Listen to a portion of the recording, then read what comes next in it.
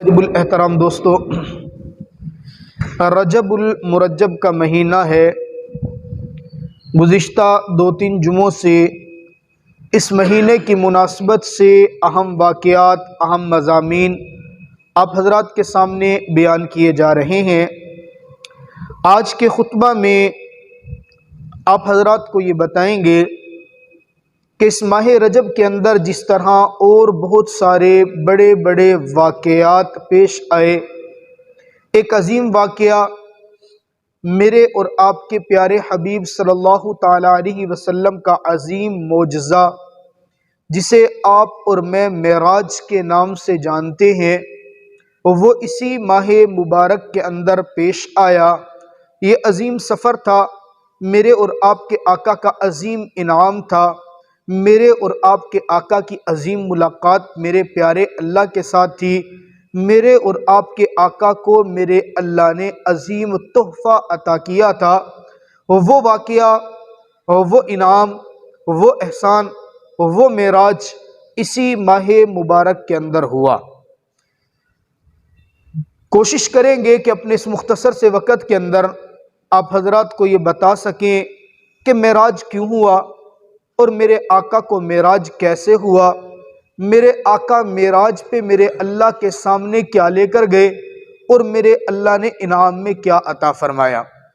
ایک بات تو ذہن نشین فرما لیجئے، میرے اللہ کا یہ قانون اور قدرت ہے کہ جب بھی کوئی میرے رب کی رضا کے لیے قربانی دیتا ہے، میرے اللہ کی رضا کے لیے اپنے آپ کو تکلیف کے اندر ڈالتا ہے، یا میرے رب کی رضا کے لیے اپنے اوپر آئی ہوئی تکلیف کو خوش دلی سے برداشت کرتا ہے، امتحان میں، آزمائش میں، مشکلات میں، تنگیوں میں کامیابی اختیار کرتا ہے، تو میرا اللہ اس کو انعام عطا کیا کرتا ہے۔ آپ تمام کے تمام انبیاء کی تاریخ کا مطالعہ کر لیں، میرے اللہ نے ہر ایک نبی کی زندگی کے اندر مختلف قسم کے حالات، مختلف قسم کے واقعات، مختلف قسم کی آزمائشیں، مختلف قسم کے امتحانات میرے اللہ نے خود سے پیدا کیے۔ ہر ایک نبی امتحانات میں کامیاب ہوتا رہا، میرا اللہ انعامات سے نوازتا رہا۔ تفصیل نہیں ہے میں آپ کے سامنے ذکر کروں کہ جناب آدم کے اوپر امتحان کیا آیا، جناب نوح کے اوپر امتحان کیا آیا، جناب موسیٰ کے اوپر امتحان کیا آیا، جناب عیسیٰ کے اوپر امتحان کیا آیا۔ الغرض قصہ مختصر کہ میرے اور آپ کے پیارے حبیب صلی اللہ علیہ وسلم کے اوپر جو امتحانات آئے، ان کی بھی تفصیل ایک لمبی چوڑی فہرست ہے۔ آپ علیہ السلام نبی تو پیدائش سے بھی پہلے تھے۔ میرے آقا خود فرماتے ہیں نا، کنت نبیًا، میں اس وقت بھی نبی تھا جب آدم ابھی مٹی اور پانی کے درمیان تھے۔ یہ ایک الگ چیز ہوتی ہے، ایک ہوتا ہے نبی ہونا، ایک ہوتا ہے نبوت کا اظہار کرنا۔ نبی میرے آقا تھے پیدائش سے بھی پہلے، البتہ نبوت کا اظہار کب کیا؟ وہ جب میرے اللہ نے 40 سال میرے پیغمبر کی عمر میں سے گزروا دیے نا، 40 سال کے بعد اب تاج نبوت کی تقریب رونمائی ہوئی، تب میرے پیغمبر کو حکم آیا کہ وہ جو نبوت آپ کو پہلے سے ملی ہوئی ہے نا، اب اپنی قوم میں کھڑے ہو کے اس نبوت کا اظہار فرما دیجئے۔ اب میرے آقا جب نبوت کا اظہار فرماتے ہیں، قوم ساری کے ساری مخالف ہو جاتی ہے۔ قوم نے مختلف قسم کے حربے استعمال کیے میرے آقا کی ذات پر، میرے آقا کی بات پر، میرے آقا کے اقوال پر، میرے آقا کی مختلف چیزوں پر انہوں نے حملہ کرنا شروع کر دیے۔ کہیں کہا کہ یہ ساحر ہے، کہیں کہا کہ یہ شاعر ہے، کہیں کہا کہ یہ مجنوں ہے، کہیں کہا کہ یہ دیوانہ ہے۔ الغرض یہ کہ جو ان کے بس میں تھا یا جو وہ کر سکتے تھے انہوں نے کیا، یہاں تک کہ میرے آقا کے حالات کو تنگ کرتے کرتے کرتے کرتے میرے آقا اور آقا کے ماننے والوں کو پورا ایک معاشرے نے اتحاد کر کے میرے اور آپ کے پیارے حبیب کو شعب ابی طالب کی گھاٹی میں قید کر دیا۔ غالباً 2.5 سال، یا بعض لکھنے والوں نے لکھا 3 سال شعب ابی طالب کی گھاٹی کے اندر قید رہے۔ اور میرے دوستو، ہم مسلمان ہیں، آج ہمارے اوپر تھوڑی سی تکلیف پہنچ جائے نا، ہم واویلا کرنا شروع کر دیتے ہیں۔ میرے آقا کی اگر آپ شعب ابی طالب کی زندگی کو پڑھ لیں خدا کی قسم بے اختیار آنکھ سے آنسو نکل پڑتے ہیں۔ میرے آقا کی لخت جگر جناب فاطمہ، جناب زینب، جناب ام کلثوم، جناب سیدہ رقیہ، سب کے سب میرے آقا کے ساتھ موجود ہیں۔ صحابہ فرماتے ہیں ہمارے پاس کھانے کے لیے کچھ نہیں تھا، بھوک لگتی تھی تو پیغمبر اور پیغمبر کے صحابہ درختوں سے پتے توڑ کر کھایا کرتے تھے۔ بسا اوقات تو یوں ہوتا کہ ایک چمڑے کا ٹکڑا لیتے، منہ کے اندر اس کو رکھتے، اس کو چباتے، اس کے چبانے سے جو منہ میں لعاب پیدا ہوتا نا، اس لعاب کو پی کر کے اپنے پیٹ کی آگ بجھانے کی کوشش کیا کرتے تھے۔ حالات اتنے تنگ ہو گئے، دودھ پیتے بچے چیختے چلاتے، ماؤں کے پستانوں کے اندر دودھ نہیں ہوتا تھا۔ وہ کافر مشرک جو عام درجے کے لوگ تھے وہ خود کہتے ہیں ہم جب شاب ابی طالب کی گھاٹی کے پاس سے گزرتے تھے نا اور بچوں کے بھوک سے بلبلانے کی آواز سنتے، مسلمان ہونے کے بعد بتاتے ہیں کہ اس وقت کفر کی حالت کے اندر ہمارا سینہ اور کلیجہ کانپا کرتا تھا۔ جناب خدیجہ الکبریٰ رضی اللہ تعالیٰ عنہ کے ایک رشتہ دار کافر ہے، رشتہ داری کی وجہ سے کھانا تیار کر کے لاتے ہیں، کھانا تیار کر کے لائے اور شاب ابی طالب کے اندر بھیجنے کی تیاری کرنے لگے۔ کافروں کے سرداروں نے آ کے روک دیا، نہیں بھیجنا، نہیں بھیجنا۔ کہا کیوں؟ تمہارے پیسوں سے بھیج رہا ہوں۔ کہا نہیں، ہمارے پیسوں سے تو نہیں بھیج رہا، لیکن ہمارے قانون کی خلاف ورزی کر کے بھیج رہے۔ خود بھی تعاون نہیں کیا، جو دوسروں کو تعاون کرنے کی ہمت ہوئی ان کو بھی تعاون کرنے نہیں دیا۔ اس سے ایک بات سمجھ میں آتی ہے کہ دین اور دین والوں کا تعاون کرنا ایمان والوں کی علامت ہوتی ہے۔ بعض بدبخت آج بھی ایسے ہیں، خود تو دین کا تعاون کرتے نہیں ہیں اور جو دین اور دین والوں کا تعاون کر رہے ہوتے ہیں ان کا بھی دماغ خراب کرتے ہیں۔ ان کو بھی آ کے بتاتے ہیں اس مولوی کو نہ دینا، اس مدرسے کے اندر نہ دینا، اس مولوی کو دے گا کیا کرے گا، کھا پی کے بیٹھ جائے گا۔ اور ظالم آدمی، سوچنے کی بات یہ ہے اگر مولوی کھاتے ہوتے، ایک پکوڑے بیچنے والے کا بیٹا آج مفتی بن کے آپ کے سامنے بیٹھا ہوتا۔ سوچنے کی بات ہے، میرا باپ بیسک پکوڑے بیچتے، ہمارا کاروبار مچھلی کا ہے، آپ سب جانتے ہیں۔ میں جو آپ کے سامنے آیا ہوں تو علماء نے محنت کی ہے نا، مدارس کے اندر محنت ہوئی ہے تو میں آپ کے سامنے آیا ہوں۔ بہرحال یہ ایک موضوع الگ ہے، میں عرض یہ کر رہا ہوں کہ اتنا زیادہ تکلیف کا معاملہ 2.5 سال کے بعد میرے اللہ نے وہ جو معاہدہ لکھوایا گیا تھا نا، کعبۃ اللہ کے دروازے کے اوپر لٹکایا گیا تھا کہ ان کے ساتھ کسی نے بھی کوئی تعلق نہیں رکھنا، دیمک نے اس معاہدے کو کھا لیا۔ بچا تو صرف میرے اللہ کا نام بچا۔ میرے اللہ نے شاب ابی طالب سے باہر نکالا، میرے آقا شاب ابی طالب سے نکلے، ابھی مشکلات کی گھڑیاں ختم نہیں ہوئی تھی پہلی کہ دوسری اس سے پہلے آ گئی۔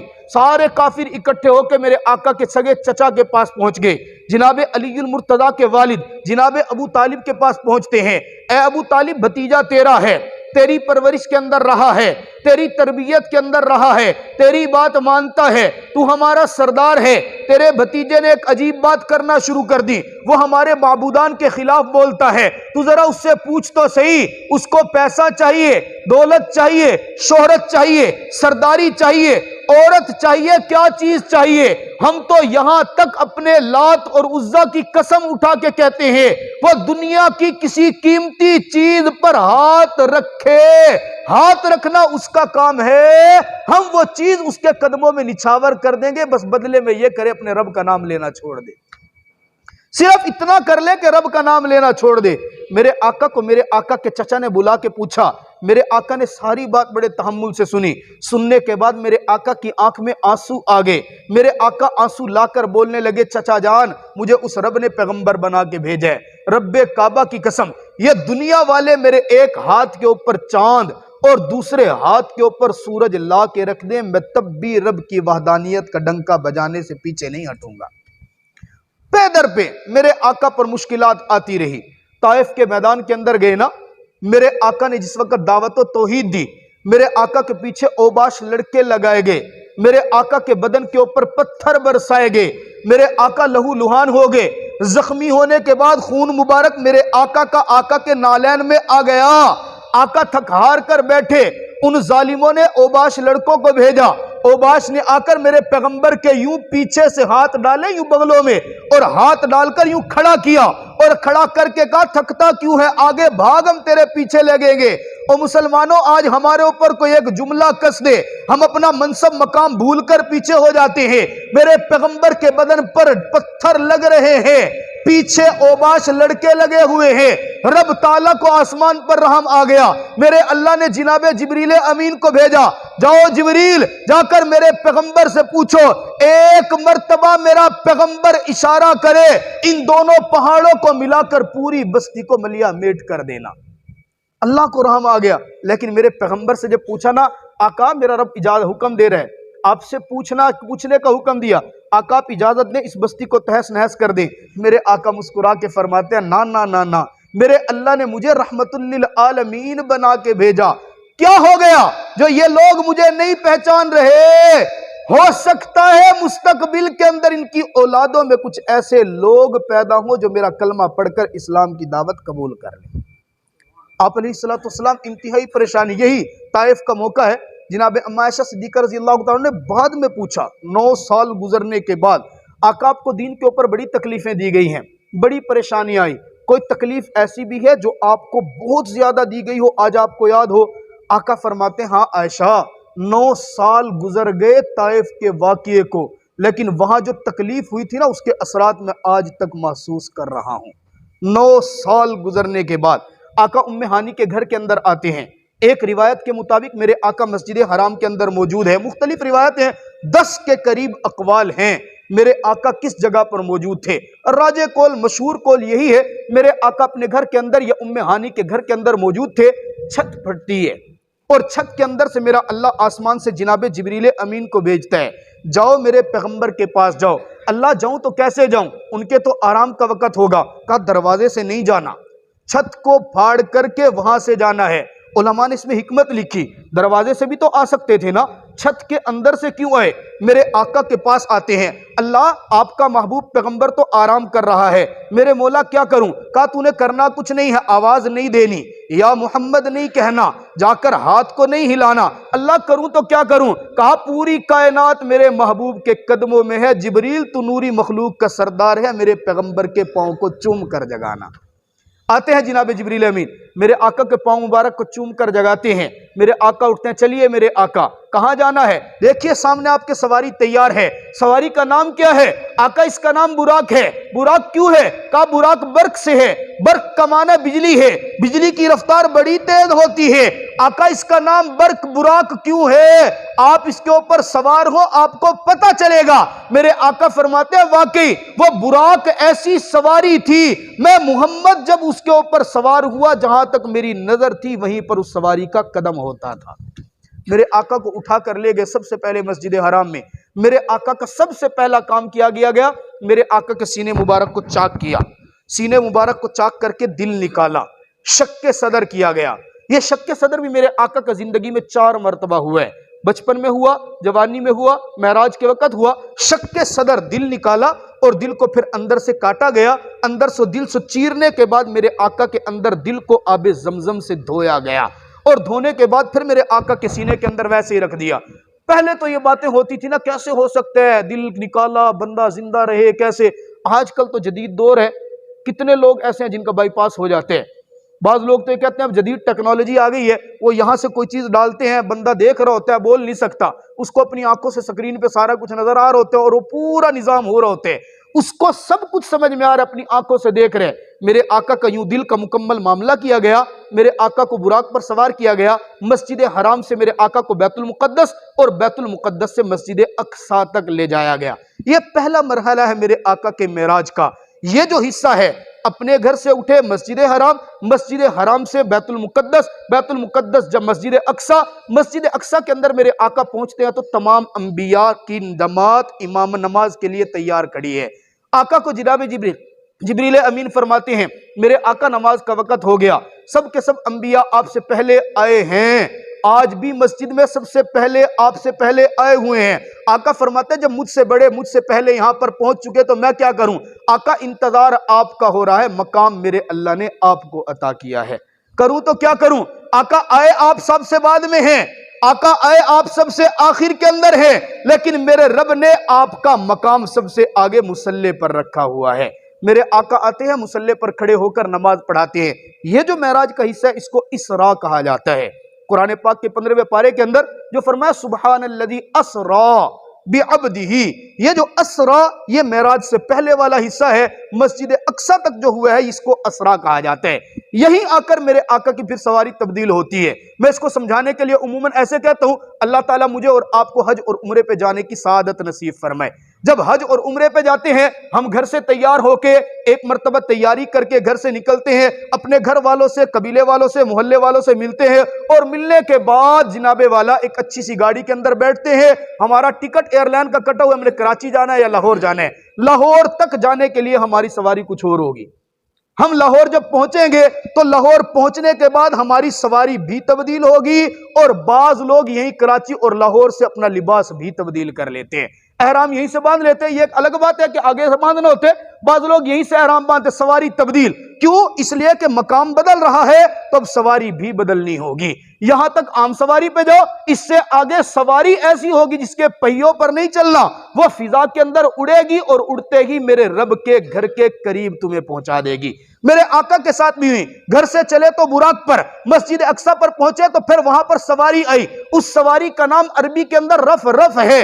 ہماری اردو زبان میں سمجھنے کے لیے سمجھئے گا، رف رف کہا جاتا ہے رف رف نیچے سے اوپر کی طرف چڑھنا. یعنی ایسی سواری تھی جس کو ہم سیڑھی کے ساتھ مشابہت دے سکتے ہیں. میرے آقا بیٹھتے ہیں، جناب جبریل امین ساتھ ہیں. آقا فرماتے ہیں مجھے اوپر لے جایا گیا. میں پہلے آسمان پر گیا، دوسرے پر گیا، تیسرے پر گیا، چوتھے پر گیا، حتیٰ کہ میں جنت کے اندر پہنچ گیا. اسی سفر کے اندر میرے اللہ نے مجھے جنت بھی دکھائی، مجھے جہنم کے نظارے بھی دکھائے. سب سے پہلے جب میں جنت کے اندر پہنچتا ہوں میں نے نظارہ دیکھا کہ زمین کے اندر کوئی چیز کاشت کی جاتی ہے، بیج پھینکنے والا بیج پھینک کر اگلے بیج پر نہیں پہنچتا، وہ پودا زمین سے نکلتا ہے، بڑا درخت بنتا ہے، کاٹنے والے آ کر اس کو کاٹ دیتے ہیں، یہ اگلے کے پاس پہنچتا ہے. ابھی اگلا پودا کاٹتا نہیں، پہلا پھر سے تیار ہو کر کھڑا ہو جاتا ہے. میں نے فرشتے سے پوچھ لیا، اے فرشتے بتا تو صحیح یہ ماجرا کیا ہے؟ پودا گرتا، بیج زمین میں ڈلتا ہے، فوراً پودا بنتا ہے، درخت بن کر بڑا ہو جاتا ہے، ہرے بھرے درخت کے اوپر پھل لگتے ہیں، پھر اس کو کاٹ لیا جاتا ہے. یہ کیا ہے؟ فرشتہ مسکرا کے کہتا ہے میرے پیغمبر یہ آپ کی امت کے لوگوں کے نیک اعمال ہیں، اور میرا رب اپنی رضا کے لیے ہونے والے نیک اعمال کا اجر یہ دیتا ہے. نیکی اس نے ایک کی ہے، کل قیامت تک میرا اللہ اس کو یوں ہی بڑھاتا چلا جائے گا. میرے آقا بھی کھڑے ہیں، فرشتے کے ساتھ بات کر رہے ہیں. اچانک سے کسی کے چلنے کی آواز آتی ہے. توجہ توجہ توجہ.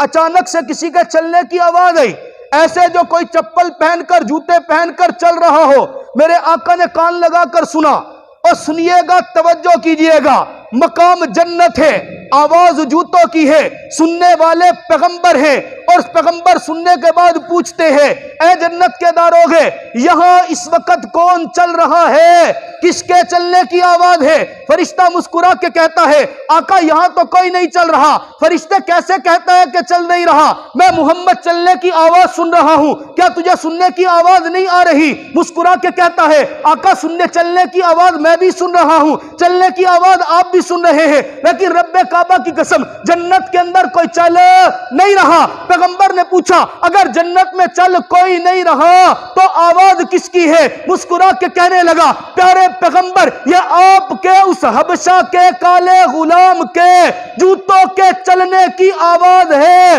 جو چل زمین پر رہا ہے. میرے اللہ نے جوتوں کی آواز جنت میں سنا دی ہے. کہا کیوں؟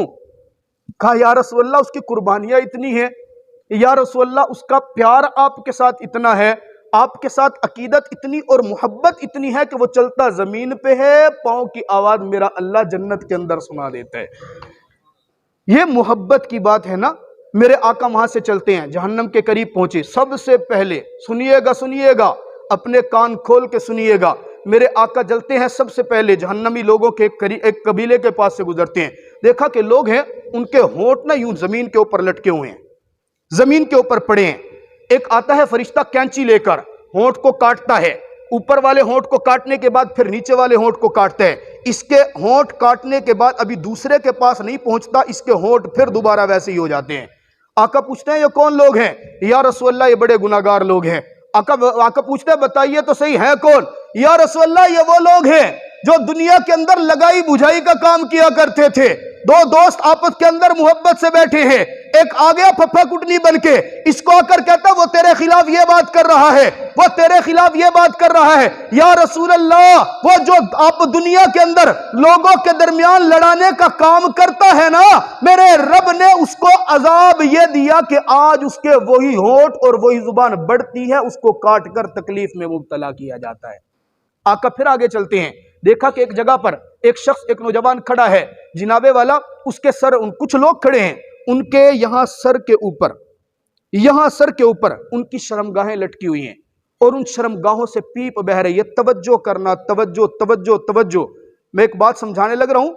یہاں پیشانی کے اوپر ان کی شرمگاہیں لٹک رہی ہیں اور ان شرمگاہوں سے پیپ نکل رہی ہے, اور وہ پیپ سیدھی آتی ہے اس کے منہ کے اندر اور وہ اس پیپ کو پی رہے. میرے آقا پوچھتے ہیں فرشتوں بتاؤ تو یہ کیا ہے؟ کہا یا رسول اللہ یہ وہ لوگ ہیں, یہ وہ مرد و عورت ہیں جو دنیا کے اندر زنا کیا کرتے تھے. میرے اللہ نے ان کو عذاب اور سزا یہ دی ہے کہ اس زنا کی وجہ سے آج ان کی شرمگاہیں ان کی پیشانی پر لٹکی ہوئی ہیں اور اس سے پیپ نکل رہی ہے. یہ سزا ہے اس بات کی کہ گھر میں اپنی بیوی ہوتے ہوئے دوسرے کی بیوی کو دیکھنا, گھر میں اپنا خامد ہوتے ہوئے دوسرے کے خامد پہ نظر کرنا, دوسرے کی بہن اور بیٹی کو غلط نگاہ سے دیکھنا, دوسرے کی بہن اور بیٹی ہونے کے بعد کسی کے بھائی اور بیٹے کے اوپر غلط نگاہ سے دیکھنے والی عورت ہے یہ مرد ہے, میرے رب نے اس کی سزا یہ متعین کی ہے. میرے دوستو وقت نہیں ہے میں آپ حضرات کو سناؤں, بہرحال اس سے یہ بھی سمجھ میں آتا ہے کہ سزا دینا کام میرے اللہ کا ہے. بات کو ذرا سمجھنا, سزا دینا کام میرے اللہ کا ہے, اور زنا کی جتنی بڑی سخت سزا ہے نا, اتنا ہی بڑا زنا کے ثبوت کا کام بھی ہے. شریعت کا آپ حکم دیکھیں, چوری کے لیے 2 گواہ ہوں گے, ڈاکے کے لیے 2 گواہ ہوں گے, تہمت کے لیے 2 گواہ ہوں گے, لیکن جب بات زنا کی آئی ہے میرے آقا کی شریعت فرماتی ہے کم سے کم 4 گواہ ہونا ضروری ہے. اور فقہ کی کتابوں میں یہ جملہ ملتا ہے, 4 گواہ بھی ایسے ہوں جنہوں نے اپنی آنکھوں سے ایسے دیکھا ہو جیسے سرمے دانی کے اندر سرمچو داخل ہو رہا ہے. یہ لفظ ہیں, اتنی کڑی شرائط ہیں کہ جس کی وجہ سے زنا صاحب, کیا شریعت یہ چاہتی ہے کہ اس طرح کے معاملات ثابت ہی نہ ہوں. ہاں کسی نے بہت زیادہ کیا ہے تو پھر ایک الگ معاملہ. اس سے ہمیں یہ سمجھنا چاہیے رکھ رکھاؤ اور چل چلاؤ پہ نہیں چلنا چاہیے. ایک خبر اڑ گئی ہے, پتہ نہیں سچ ہے یا جھوٹ ہے, ایک خبر اڑ گئی ہے, میں کسی کی طرفداری نہیں کر رہا ہوں, نہ میں کسی کا نام لیتا ہوں, نہ کسی کی حمایت میں, نہ کسی کی مخالفت میں. ہاں ایک امام ہونے کے ناطے, ایک عالم ہونے کے ناطے آپ کو سمجھانا میری ذمہ داری. آج کل یہ میڈیا کا دور ہے, تہمتوں کا معاملہ ایسے چل پڑے, بس کوئی ایک بندہ پوسٹ بنا کے ڈال دینا, سارے اسی کو شیئر کرنا شروع کر دیتے, تحقیق کا مادہ ہی کچھ نہیں ہے. میرے آقا کے پاس تو آیا تھا نا ایک صحابی رسول ہیں, حضرت معاذ اسلمی ہیں. ایک دوسرے صحابی کا واقعہ بھی, آقا مجھ سے زنا ہو گیا مجھے پاک کر دیجئے. میرے آقا نے یوں رخ موڑ لیا, خود اقرار کر رہے, میرے آقا نے رخ موڑ لیا, وہ دوسری جانب آ گیا, میرے آقا نے تیسری جانب رخ موڑ لیا, وہ تیسری جانب آیا, میرے آقا نے چوتھی جانب منہ موڑ لیا. وہ جب 4 جانب آ گیا, میرے آقا نے پوچھا پاگل تجھے کیا ہو گیا, تجھے پتہ بھی ہے زنا کہتے کس کو ہے, اور شاید تو نے بوسہ لیا ہو, شاید تو نے ہاتھ لگایا ہو, شاید تو نے چھوا ہو. میرے آقا یہ چاہ رہے ہیں یہاں سے چلا جائے, اس کے اوپر یہ بات ثابت ہی نہ ہو. معلوم ہوتا ہے پیغمبر اور پیغمبر کی شریعت کے مزاج سے عیبوں کو ٹٹولو نہ, عیبوں کے پیچھے نہ بھاگو. آپ اگر عیبوں کے پیچھے بھاگو گے تو خدا کی قسم میرے رب کی لاٹھی بڑی بے آواز ہے. آج آپ کسی کی عزت اچھالو گے, کل میرا اللہ ماحول بنا کے آپ کی عزت کا جنازہ نکلوا دے گا. میرا اللہ آپ کو اور مجھے سمجھنے کی توفیق عطا فرمائے.